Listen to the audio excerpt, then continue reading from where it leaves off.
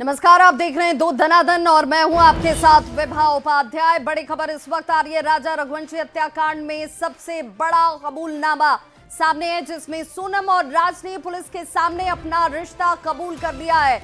Meghalaya police के सामने दोनों ने राजा रघुवंशी की हत्या की बात को कबूल कर लिया। पुलिस के मुताबिक राज और सोनम दोनों रिलेशनशिप में थे। उधर राजा रघुवंशी के परिवार ने सोनम का नार्को टेस्ट कराने की भी मांग की थी। फिलहाल शिलांग एसआईटी ने इस मांग को खारिज कर दिया है। पुलिस का यह कहना है कि राजा रघुवंशी केस से जुड़े कई अहम सबूत उसके पास मौजूद हैं। पुलिस का कहना है कि सोनम और राजा ने जो भी किया है उसे कबूल कर लिया है। इस वजह से नार्को टेस्ट की अब जरूरत ही नहीं है। तो अब ऐसे मामले में बड़ा खुलासा, जिसमें दोनों का कबूलनामा इस राजा रघुवंशी हत्याकांड में सामने है और नार्को टेस्ट की मांग जो परिवार की तरफ से की जा रही थी, अब उस नार्को टेस्ट की जरूरत एसआईटी कह रही है कि नहीं है, क्योंकि दोनों का कबूलनामा सामने है। अब वो पिस्टल और लैपटॉप भी बरामद किए जा चुके हैं, जिसे इस पूरे हत्याकांड में साजिश के तहत फेंका गया था और अब वो पुलिस के हाथ है। और अब बात आफत की बारिश की, तो हिमाचल प्रदेश के कुल्लू की वो सेंज घाटी जो इस वक्त बड़ी त्रासदी का सामना कर रही है। कल बादल फटने के बाद सेंज घाटी में तबाही का ऐसा मंजर देखने को मिला, जिसमें 3 लोग लापता हो गए। गाड़ियां बहती नजर आई, नाले में सैलाब के बीच यहां पर जो लकड़ियां हैं वो तैरती हुई दिखी। कई घर बिखर चुके हैं। न्यूज़ 18 की टीम इस वक्त ग्राउंड जीरो पर मौजूद है। वहां अभी क्या हालात है वो पल पल की अपडेट दे रहे हैं, लेकिन जो लोग लापता हैं अभी तक उनका कोई सुराग नहीं लग पाया। जिन लोगों ने तबाही देखी उन्होंने ऑन कैमरा ये जरूर कहा कि कल दोपहर 1:30 बजे पानी का सैलाब अचानक से आ जाता है। मार्केट को बंद करना पड़ा, लिंक रोड तक टूट गए। त्रासदी वाली जगह को छोड़कर अब लोग ऊपरी इलाकों की तरफ जा रहे हैं, क्योंकि खतरा अभी टला नहीं है। प्रशासन ने अलर्ट इस वक्त भी जारी किया है। और बड़ी खबर इस वक्त आ रही है रुद्रप्रयाग से। अलकनंदा नदी में बस गिर गई है। यह हादसे से जुड़ी हुई इस वक्त बड़ी खबर आ रही है। रुद्रप्रयाग में बद्रीनाथ हाईवे पर यह हादसा हुआ है। अलकनंदा नदी में यात्रियों से भरी हुई बस गिर गई है। बद्रीनाथ राष्ट्रीय राजमार्ग पर यह हादसा, और देखिए किस तरीके से अलकनंदा का प्रवाह आपको दिख रहा होगा। और ऐसे में ये बस इसी अलकनंदा नदी में गिरी है, यात्रियों से भरी हुई थी। हालांकि इस वक्त इंतजार किया जा रहा है आंकड़ों को लेकर, तो 3 लोगों की मौत की बात कही जा रही है। बद्रीनाथ राष्ट्रीय राजमार्ग की ये तस्वीर रेस्क्यू ऑपरेशन इस वक्त चलाए जाते हुए 2 तस्वीरों के जरिए आप देख सकते हैं। अलकनंदा नदी में बताया जा रहा है कि जिस वक्त ये बस गिरी 20 लोग उसमें सवार थे। 3 लोगों की मौत की जानकारी है, 9 लोग लापता बताए जा रहे हैं। एसडीआरएफ और पुलिस, जो स्थानीय पुलिस है, वो रेस्क्यू में जुटी हुई है। लापता लोगों की तलाश इस वक्त भी की जाती हुई। राजस्थान से ये बस आ रही थी उत्तराखंड के रुद्रप्रयाग में। यहाँ ये हादसा और हादसे की तस्वीरें, जहां पर रेस्क्यू ऑपरेशन इस वक्त तेज गति से चलाया जा रहा है। और एक और बड़ी खबर इस वक्त जम्मू से आ रही है, जहां पर बाढ़ का कहर देखने को मिला है। राजौरी में नदी में 3 बच्चों के बहने की खबर आती हुई। माहू गांव में ये 3 बच्चे नदी में बहे हैं। जम्मू कश्मीर में कहीं बारिश हो रही है, कहीं भूस्खलन और बाढ़ जैसे हालात इस वक्त स्थिति को बेहाल बना रहे हैं। राजौरी में नदी में 3 बच्चे बह जाते हैं। माहू गांव की ये तस्वीर जिसे आप देख रहे होंगे, और बताया जा रहा है कि 3 बच्चे इसी नदी में बह गए। कठुआ के उच्च दरिया पानी के तेज बहाव में 2 लोग फंस गए, जिन्हें निकालने के लिए एसडीआरएफ और पुलिस की टीम लगी हुई है। जम्मू कश्मीर में भारी बारिश के बाद नदी और नालों के जलस्तर देखिए किस तरीके से इस वक्त उफान पर है। किश्तवाड़ में सरूर में भारी बारिश की वजह से कंवर गांव में बाढ़ जैसे हालात नजर आए। ग्रामीणों ने घरों में जिस तरीके से पानी भरने के बाद अपनी जान को बचाया है। प्रशासन से उचित जल निकासी की मांग की है। घरों में पानी भरने से फिलहाल अब लोग एहतियात के तौर पर यहां कदम उठा रहे हैं। उधर जम्मू के भद्रवाह में भी बारिश मुसीबत बनकर टूटी है। भद्रवाह में अचानक से बाढ़ आ गई, जिसके बाद कई गाड़ियां सैलाब में ही फंस गई। भद्रवाह में आई इस बाढ़ के बाद लोगों के बीच दहशत का माहौल साफ नजर आया। और तस्वीरें देखिए, ये तस्वीर देखकर आप समझ सकते हैं कि किस तरीके से अचानक से पानी का बहाव आता है और वाहन कैसे इसमें फंस गए। कई गाड़ियां जो हैं वो इस बीच बहती हुई नजर आई। और देखिए मॉनसून की कई जगह पर अभी शुरुआत भी ठीक तरीके से हुई नहीं, लेकिन तस्वीरें जो आ रही हैं उसे देखकर लोग दहशत में जरूर हैं। ट्रेलर देखकर ही अगर लोगों के बीच ऐसा आलम है तो सोचिए कि अगर पूरे प्रवाह पर मॉनसून होगा तो कैसी स्थिति होगी। कुदरत के क्रोध का शोर आज हर तरफ दिखाई और सुनाई दे रहा है। इस बीच करगिल से दिल दहला देने वाला वीडियो सामने आया। यहाँ पहाड़ खिसकने से एक डराने वाला वीडियो जो है वो कैमरे में कैद होता है। वीडियो आपके सामने है, जिस तरह से यहाँ पर पहाड़ खिसकते हैं और अचानक से बाढ़ आ जाती है। लोग दहशत में आ गए। पानी का बहाव इतना तेज था कि मानो खुद में सब कुछ वो समाने के लिए आमादा है। और ये वो तस्वीर है, देखिए किस तरीके से दिल दहला देने वाला ये वीडियो सामने आया। करगिल में पहाड़ खिसकते हुए आपको साफ नजर आ रहे होंगे और उसके रास्ते में जो कुछ आ रहा है उसे वो तेज गति से अपने साथ बहाकर नीचे लेते जाता हुआ दिल दहला देने वाली ये तस्वीर लोगों को डरा रही है।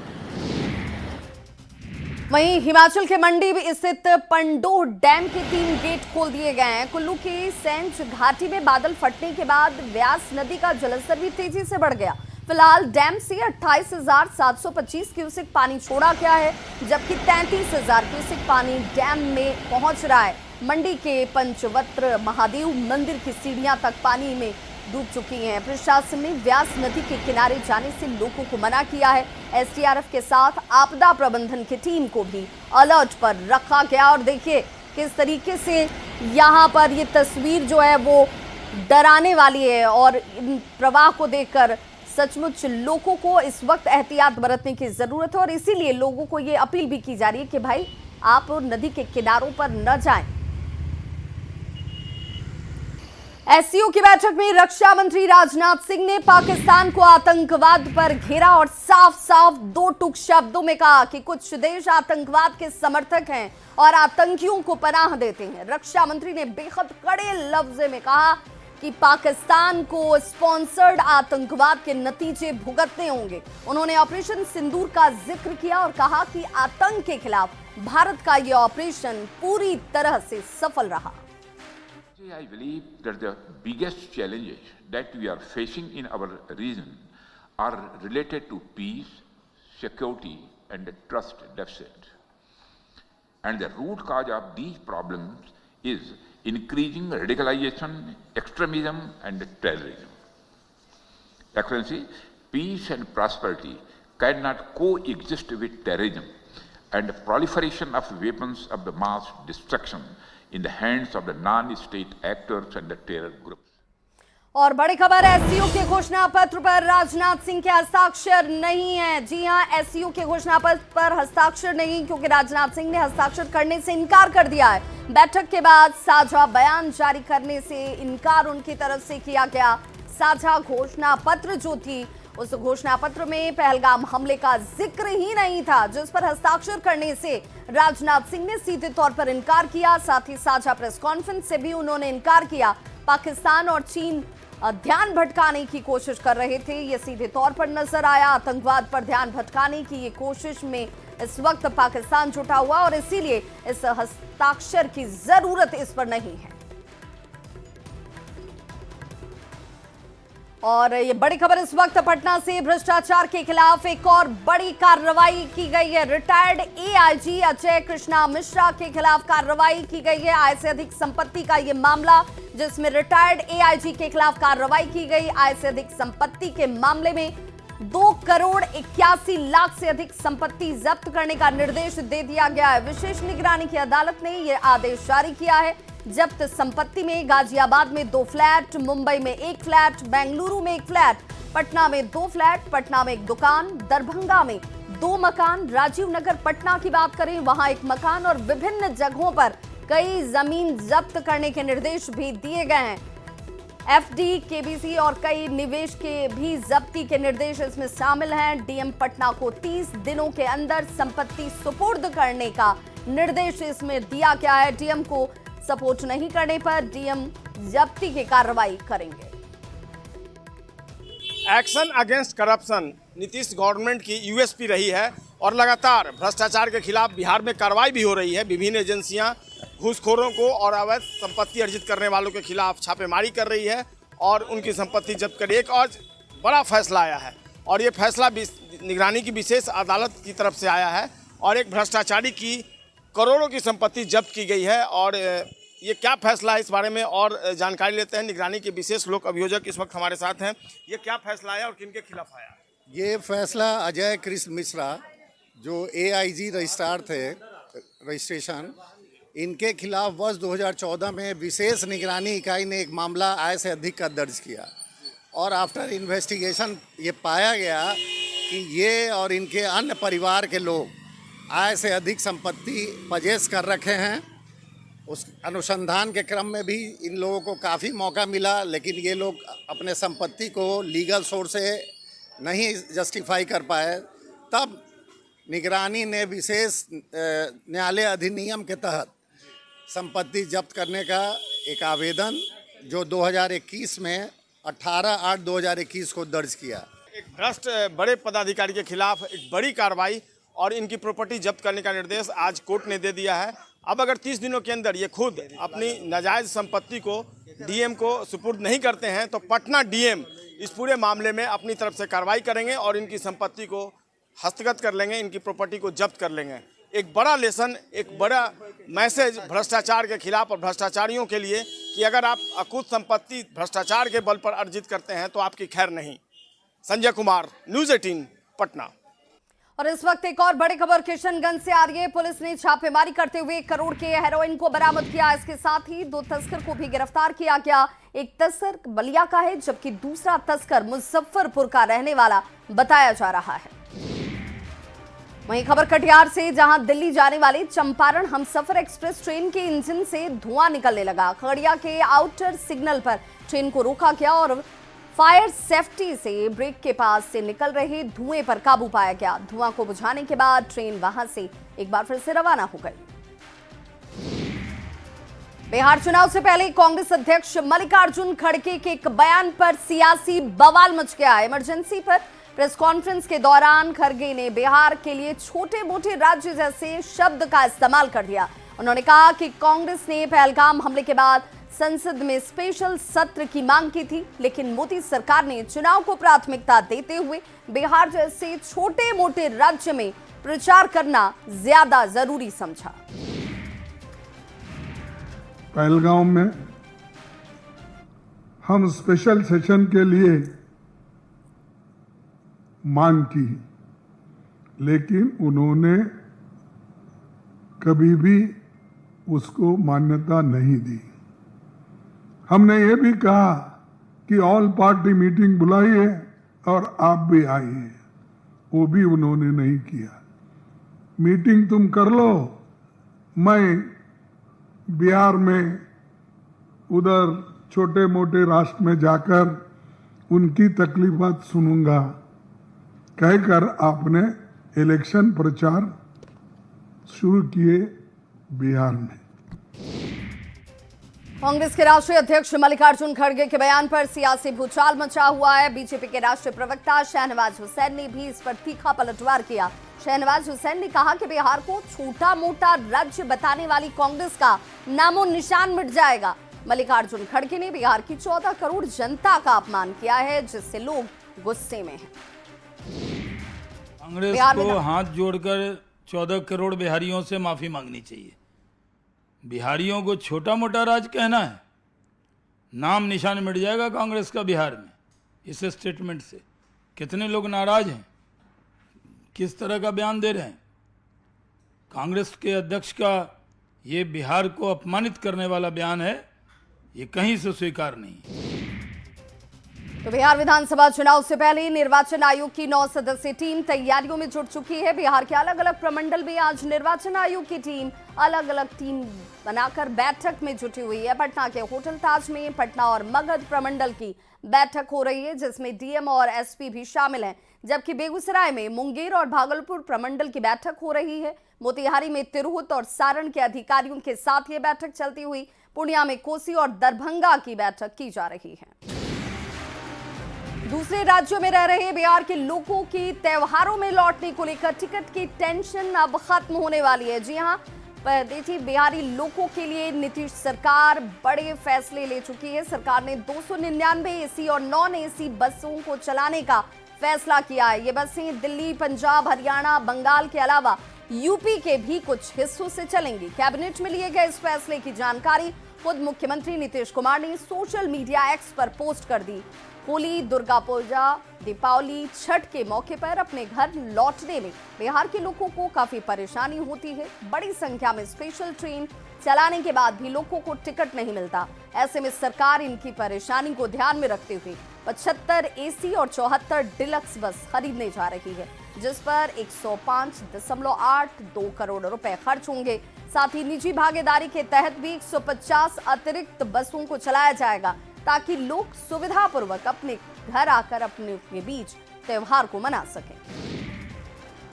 जमुई के लड़के लड़कियों ने अब दूसरे खेलों की तरह स्केटिंग में भी नाम करना शुरू कर दिया है। किउल नदी के किनारे सुनसान सड़क पर सुबह शाम स्केटिंग करने वाले खिलाड़ी नेशनल लेवल के चैंपियनशिप में मेडल जीत रहे हैं। कोलकाता में आयोजित स्केटिंग के नेशनल चैंपियनशिप में जमुई का 9 साल का पीयूष ने 2 मेडल अपने नाम किया।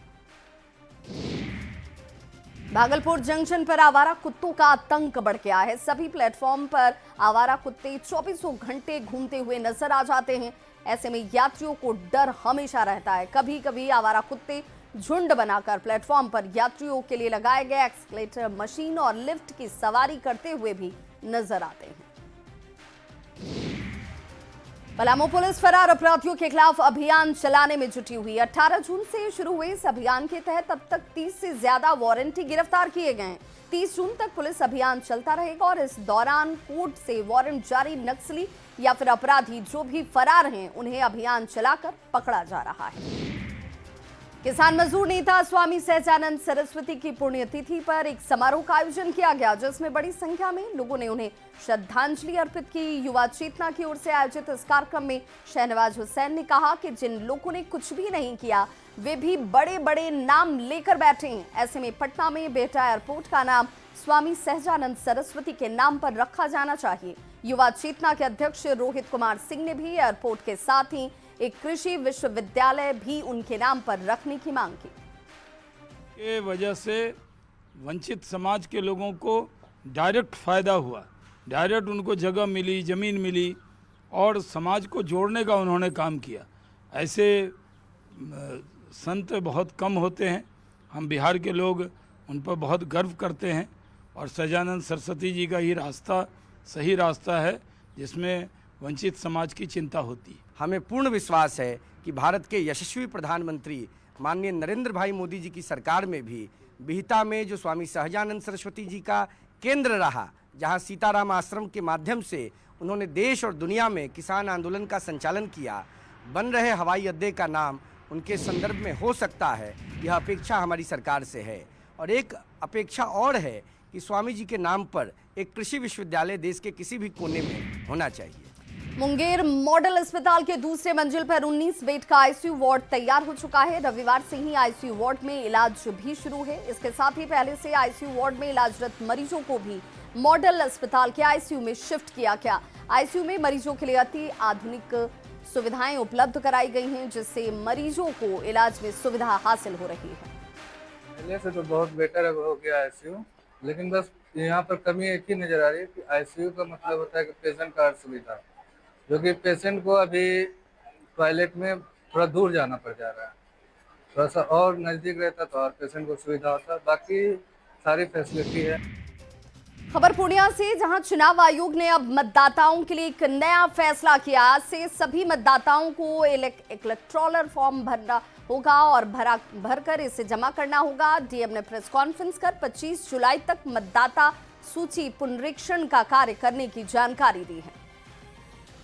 नए लोग जो हैं, यंग वोटर जुड़ गए, कई लोग अन्य जगहों पे पलायन कर गए और हम लोगों के जो इलेक्टोरल रोल है उसकी शुद्धता के लिए बहुत अनिवार्य है कि हम लोग इस तरीके के एक एक्सरसाइज कैरी आउट करें।